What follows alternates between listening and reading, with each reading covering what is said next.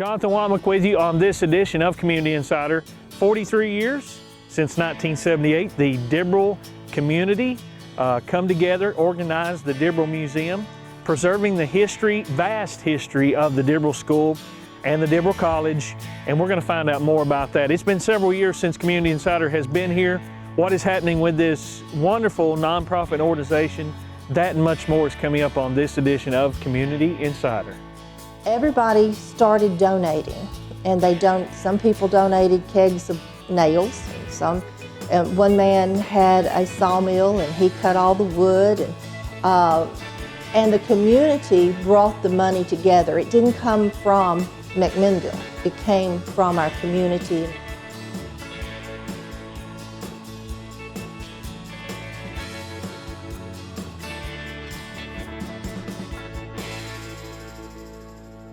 Community Insider is brought to you by Dr. Pepper. Good for life, good for the community. Community TVTN is brought to you by Security Federal Savings Bank, proudly serving the community we call home. High-quality leads with prolific internet marketing and invigorating web design services that will energize your business. We are SiriusSEM. Call today or visit us at SiriusSEM.com.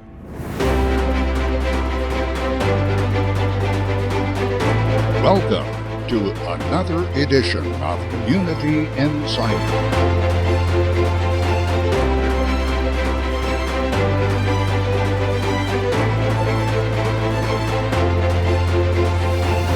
Join us as we travel Middle Tennessee, uncovering history and experiencing the adventure of unique stories and events coming to you inside your community.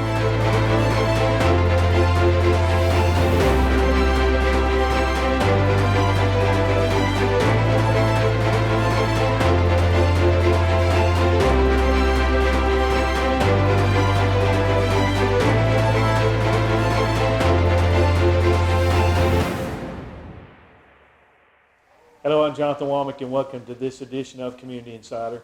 We're glad that you're with us. As we said outside earlier, the importance of preserving history and seeing the community come together with the Dibrell Museum and really what this nonprofit organization is all about is so very important to the community. And we have with us Miss Ann Hutchins, Miss Ann Haley Hutchins. The reason we mentioned the Haley because we're going to mention your mom and dad's name. They had a founding part with really chartering what is the museum now in 1974. Mention their names and why was this so important to your parents?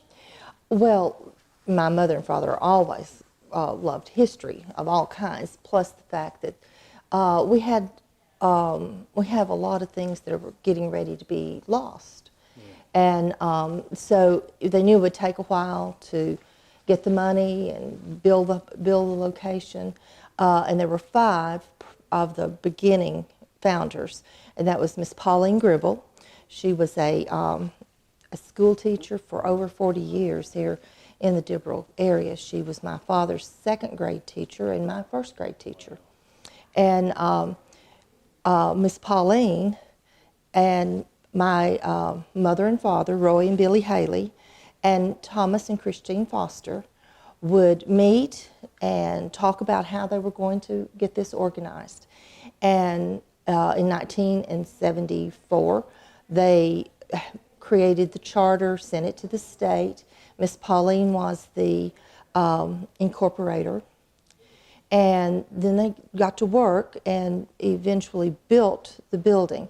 And the Home Demonstration Club was very important in the building of the building. They quilted, and they would quilt. Other people would put their quilt tops together, and then the ladies in the Home Demonstration Club would work and quilt that and then sell the quilt. And they also quilted and had auctions for it. They went to auctions, home auctions and things of that nature, and sold snacks and cookies and anything that they could. They also started a beauty pageant to raise money and help support. So eventually they were able to have enough money that they could buy all the materials that it was going to take to build the building. And my father was a contractor, and he donated his time. He drew the plans, got everything approved, and then built the building. It's unbelievable how much time has passed, because I can remember coming up here. I also went to Dibrell School, and it was a field trip. Right. It was a thing that they always did. We was brought up here during a field trip day or field day, and to think about the massive amount of history and the importance of it continuing. I'm seeing here, just to our side shot, right past Miss Ann, the plaques of people throughout the ages who have, I guess, helped the memorial building to keep this going and stuff like that. If we don't continue this, there's not going to be a future. Right. So that's another reason why we're meeting with y'all today, is try to encourage those that's watching, regardless of where you're at. You may have family. I mean, to be honest with you, if these walls could talk, if these pictures could talk, it would talk about descendants, so much heritage from people in other states. And you can help in that way. You've been helping for several years, but you have even more ties with this. What was your background in Dibrell, being a part of the Dibrell School? Well, I was just a member of, I was just a classmate. My sister was in the last graduating class, and she was the valedictorian. And my father... And this would have been the high school. High school, 1969. Yeah. And my dad was the valedictorian of his class. So we have ties to that in that way. Now, I actually graduated from Warren County High School because she was in the last class, and then 2 years later I graduated out in town. But our community did so much to try to build this. It was not just the beginning founders. Then we, a few years later, I think it was 1983, we had a board of directors, and we had Miss Pauline was the president and the treasurer. My mother was the secretary. My father was the vice president, and then we had Thomas and Christine were on the board, as well as Bessie Gribble, a sister to Pauline, and some others. And I'm sorry, I'm not remembering all their names, but there were 5 of them, and they were Edward Oliver. Some people may remember him. Edward Oliver was on the board as well, and he was a teacher. Bessie was a teacher, and Pauline were all teachers here in Warren County, as well as at Dibrell. Now, the memorial that you just mentioned, that was a way of recognizing people that lived in the community forever. It has their birth date and their death date on there. But when donations were made to the museum, their name goes on the plaque. And you could still today, matter of fact, I just took the plaque and had 2 more names put on it just within the last month. Well, that's good. That's good. So a lot of people... anybody that's watching can also add their parent's name or their own name whenever someone passes away. Absolutely. It's sort of a remembrance of that they was a part of that community. That's awesome. So all you have to do is you make a donation or ask people to, and I have some cards at some of the funeral homes, but I'll put more up there. And what I do when we get the money in, I take the plaque down, take it and have it, have the little individual plaques put on there. You see those last 4, those are recently put on. And we will continue to add plaques. That's just a fundraiser, not a fundraiser, but a memorial so that we can remember, but it also helps generate a little bit of money in because we have ongoing expenses, electric and gas and so forth. But we also rent the building. So if you have a bridal shower or a family gathering and you want more space, the next room is available. It has a large counter and the sink and stove and refrigerator and all the things that you would need, as well as the restroom. So we do rent the building out. That's good. And so I know we've got some more questions about the preserving part of what people can come see. Y'all still do tours and let people see that? We do. All you have to do is give a call and ask. It's not open daily, Right. but we have had some tours, and we're trying to get to where we would have like a day that we would have someone. But it's it's all growing. Again, we had a kind of a slow period. It was still there. It's always been here. It's just that our president is young, and her son graduated from the Dibrell, and it's now in the high school. And he's always been fascinated with it, and so actually the youth wanted us to get going with it again. Yes, I think it's very important. I appreciate it. My son, which is doing the camera work, is featured. My wife's teacher's aide at Dibrell, so we have a close tie with it. But most importantly, my father graduated from the high school. There's a community importance to continue this and also preserve the history. Miss Ann, in just a little bit, I've just got a few questions about some of the spots. We're not going to show you everything in the whole museum because I want you to come in person, but there is some fascinating artifacts that is represented here in the museum, and also the pictures of probably class pictures. This is the only place you can find them. Right. When they tore down the old building, the ones that were trying to save anything and everything they could, they got together and they packaged them and wrapped them, knowing that we were going to have the museum because we were working toward the museum. So they pulled all the ones down. That's the Dibrell from 1944 and all the way to 69. So, but we were a high school from 23 until 69. We're here, and right where this building sits was a little white building. It was first the home ec department. Miss Hinckley, Miss Lib Hinckley was the home ec teacher, and Mr. Hinckley, of course, was principal for years. And this was home ec, where the home ec department was. Then it was later turned into the first hot lunch room. There was two big rooms to it. In the front we ate in, and the back we cooked in, and that was when you brought food, cans of stuff to pay for your hot lunch when they just first started.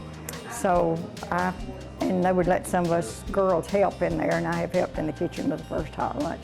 Then that went away, and then it was turned into the house for the custodians that lived here for a while. And then, of course, after that, it deteriorated, and they finally let us have the committee that was going then. They let us have the ground to build this building on. So this is part of the original campus, I guess you would say. We hope you've enjoyed this edition of Community Insider. We have Miss Linda Paris, who is the president of the Dibrell Memorial Museum, and really you've been helping for some time, but you go back with your history here at the elementary school. Someone was telling me outside that painting featured you in there. Is that right? I am the Girl Scout in there. Wow. Then you've got Bobby Pennington is the Boy Scout, and then Jeffrey Womack, I think, is the other Boy Scout. I think he's the redheaded one in there. And so, that's yes, unbelievable. I was in 3rd grade. And they just asked y'all to come out there to get We that had to shot? come, they got the shot, and then Patsy painted it. Wow. And so, About yes. what year was that? I started Dibrell in 1980, so 83, 84. Okay. When we took over, we realized that there was a financial need. We had some decline on some projects. We'd had some money donated to get some projects completed. We've got those completed. The new blinds, the sign being repainted out front, thanks to a memorial from a family member that had been lost here in the community. Came in, got to look in. We're working on now raising enough money to replace the roof, and hopefully we're going to be able to put some metal roof on there so it'll last for a long time. We've got some other projects here. We're wanting to do some flooring, keep things going, do a little bit of updating. We are trying to do some cleaning out of things. We have the Dibrell Brief History of Dibrell Area by Miss Bessie Gribble. We have those books here. If anyone's interested in one of those, they can contact And us. you can actually purchase one of these. This Yes. is history you won't never be able to get again. So- Right. And so, and they can reach out on our Facebook page, and we can make contact with them there. And another piece of history that we have is a cookbook collected and written by Miss Bessie Gribble. I know cookbooks we're all getting our recipes online now, but there's some recipes in here that you will not find online, and you may find some recipes that have been passed down through the generations, etc. Well, here's the biggest thing. You're getting to be a part of preserving history, and you're getting something for that, for a keepsake. So that's the other reason also. Yes. Speaking of keepsakes, you've got a elaborate banner. This came from the old school. Explain to me what y'all are doing and what you're trying to preserve for this. Okay, well, this was before my time, but this came from the old Dibrell High School. The people that are helping with it today, their class helped pay for it, helped get it put together. And it was on the back wall of the stage in the auditorium for years. So we're working on, whenever we came in, I knew this stuff had been in the floor behind some stuff for years, and I'm like, what is there? Like, I don't know. I'm like, well, we're gonna have a meeting and we're gonna pull all this stuff out and see what it is. And so we've moved, it's like a big galvanized pole that it was attached to with some wood. And I'm like, okay, that's just asking for a place for mice or something to get into. So we've got that cleaned out, and we've cleaned it up, and we're working on hemming it, and we're going to take along this black wall here, we're going to display it and have it to where if somebody's wanting to get a picture there without the backdrop, we can roll it up and take it down with that. So we're here trying to preserve it. We worked on it earlier, and our machine could not get the top and bottom because of the paint on it, kept breaking needles. So we're hand sewing today. Yeah. So I noticed there's several ladies here helping you today.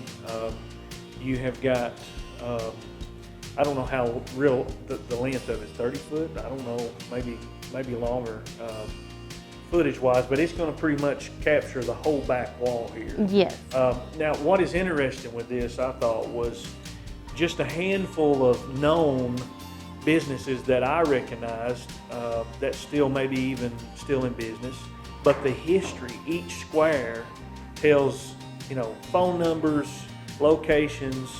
It really captures, it's not just Dibrell history, it's all over the community. I noticed supporters of the Miss Ann school was mentioning a lot of businesses from Smithville's on there because people from Dibrell, of course, went to both cities, Smithville and McMinnville. So you have businesses from McMinnville and Smithville. I think this is going to be really neat to see. I appreciate y'all preserving that. You did look into some safety issues that you was concerned about. You went through the process of making sure that you was all right with that. Explain some of that.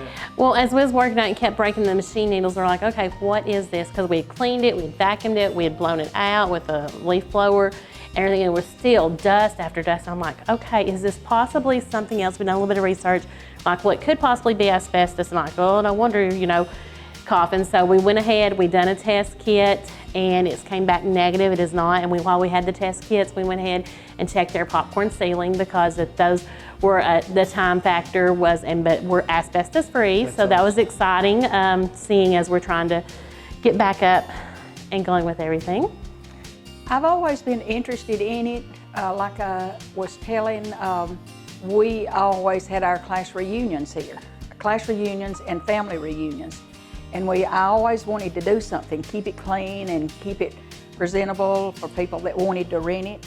And then after when my cousins in Michigan passed away with COVID, which they was interested in the place, and then my nephew died, Ronald Glenn, and my brother died a week after that, Dwayne Haley, and I wanted to do something. So we had a lot of people made donations, and I said, our family all wanted to just donate something to the museum because all of them was interested in this.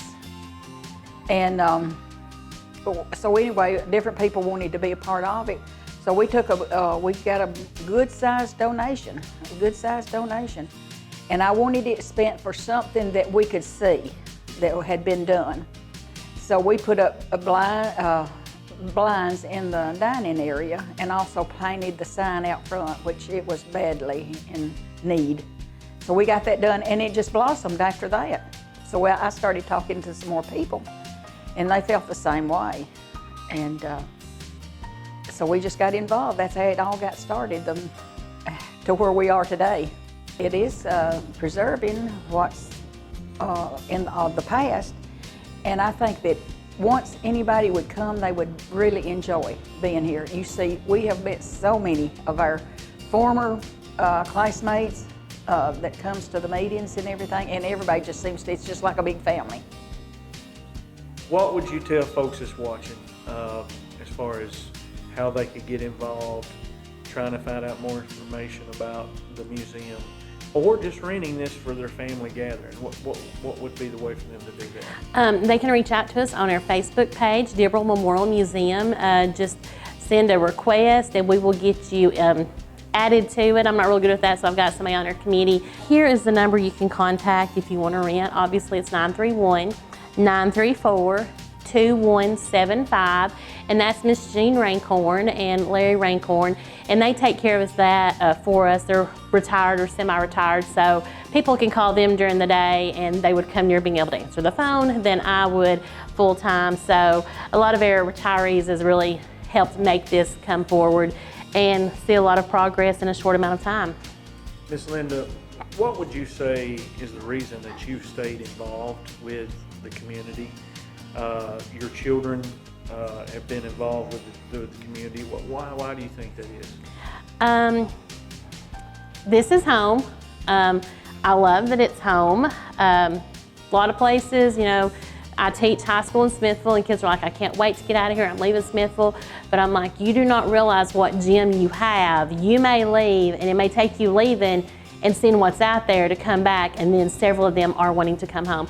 And so my son and husband, they're more history oriented than I am, but my son's like, you know, whenever they told me that they was fixing to let it go, then I was vice president, and I was like, I'm too busy, and my son's like, but Mama, if you don't take it on, he goes, what's gonna happen to it? And so I did for that because he loves Dibrell, and he goes, my classmates didn't get to see as much, and you know, they could see more if we keep it going, and he saw the importance. So basically, I wanted my son and future generations to have the same memories I did of the Dibrell Museum. I don't remember it being built, but I will say in some of the pictures here as it's first being built, you've got my pictures of me as a 3 and 4 year old. They had the home demonstration club here at Dibrell, and my mom was involved with that.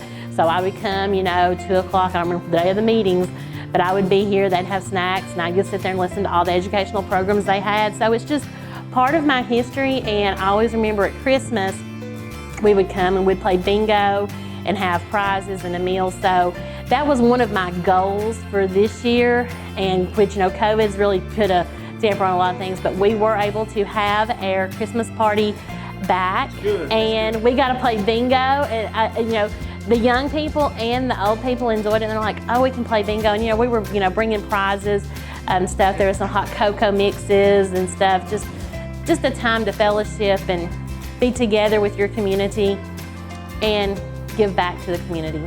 Once again, go to their Facebook page, find out more information about the Dibrell Memorial Museum. Preserve your history and see how you can be a part. And feel free to come out. Yeah, it's the fourth Monday at 5:30. We have meetings, just business meetings, planning projects and stuff. So everybody from the community is invited. Everyone that's went to Dibrell, taught at Dibrell, they are all in our charter part of the Dibrell Memorial Museum. So come out, get involved. I'd like to see another 1982 celebration here in the Dibrell community, celebrating the bicentennial. Really fond memories from my childhood.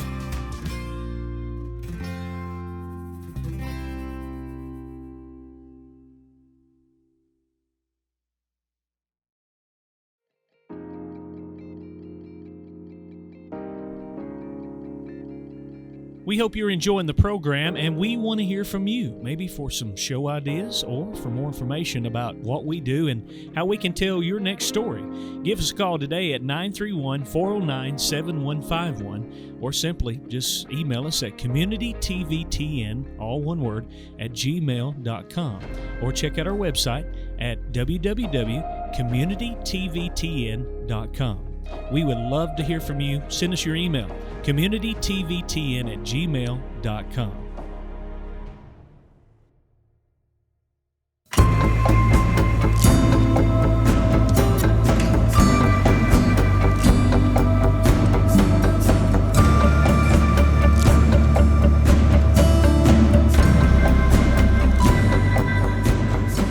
Of course, all this is accumulating around the building of the new school, and it's, you know, an older portion will be still left that you'll be using the gym. Yes. But what will it be used for? Okay, we intend to use the gym for an all-purpose room. Okay. And for lots of activities, for, you know, playtime, maybe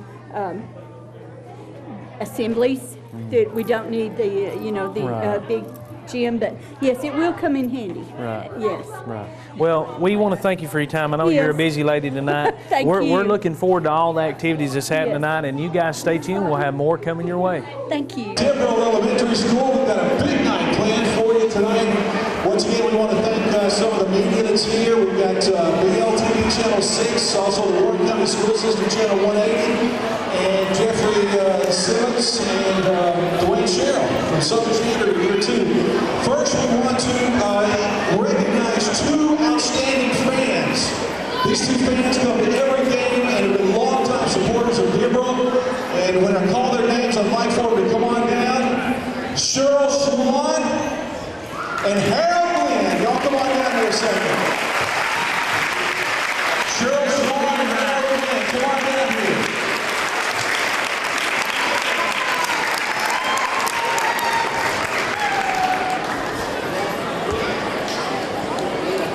These two gentlemen are longtime supporters. We've got some plaques for you. Let's hear from Mr. Swan and Mr. Glenn, longtime Dibrell supporters. Thank you guys very much for all the support you've given over the years to the Dibrell Wildcats.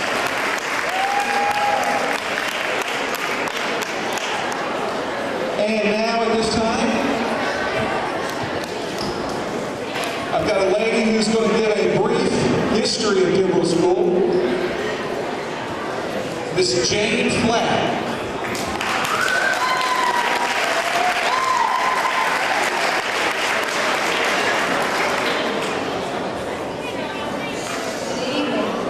This brings back so many memories. I graduated from high school here in 1966. I played my elementary ball on this floor, and I played my high school ball on this floor. And I know there are a lot of other people who played high school ball the same, and so I wondered why they asked me to make a few remarks, and then it dawned on me, I'm old. I've been around a long time. That was the first reason. The second reason is my maiden name is Gribble, and the Gribble family and education and athletics here at Dibrell go back a long, long way. My grandfather in 1902 helped to establish Dibrell College. It was a two-year college that ran for about 20 years. Before that, there was a high school here that started in 1898. But in 1902, they decided to make a two-year college. 75 people graduated from that high school college with degrees and went on to have really good careers and help this county. One of the people that graduated was Mr. G.W. Hinckley.